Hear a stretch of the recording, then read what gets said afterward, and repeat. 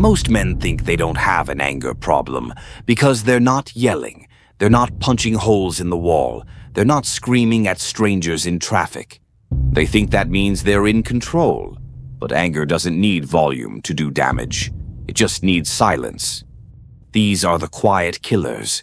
4 ways a man can destroy himself without ever raising his voice.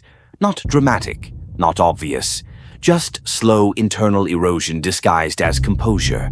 The first is the responder. He lets things slide, smiles through disrespect, de-escalates the fire before there's even a spark. It's not worth it, he says. But every time he says that, he trades self-respect for silence. Because peacekeeping without boundaries always leads to resentment, and resentment always finds a door, it just doesn't always knock first. The second is the disappearing act. He doesn't yell, doesn't fight, doesn't engage. He just disappears, physically, emotionally, energetically. It feels like control, but it's just slow erasure.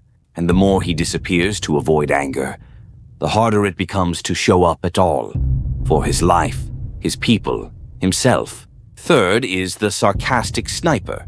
He won't say what's wrong, but he'll joke about it sideways. I'm just playing. I'm just being honest. He buries the truth under punchlines. That kind of anger leaks. It seeps out in safe doses, and it leaves people confused, especially him, because when everything's half-joked, nothing is ever clear. The fourth is the internal punisher. He doesn't project it, he absorbs it. He loops the memory, overanalyzes instead of acting, tells himself he should have known better. But analysis without action is corrosion, and eventually it eats away at confidence, clarity, and connection, until all that's left is shame, dressed up as insight. You didn't choose these patterns. They were installed.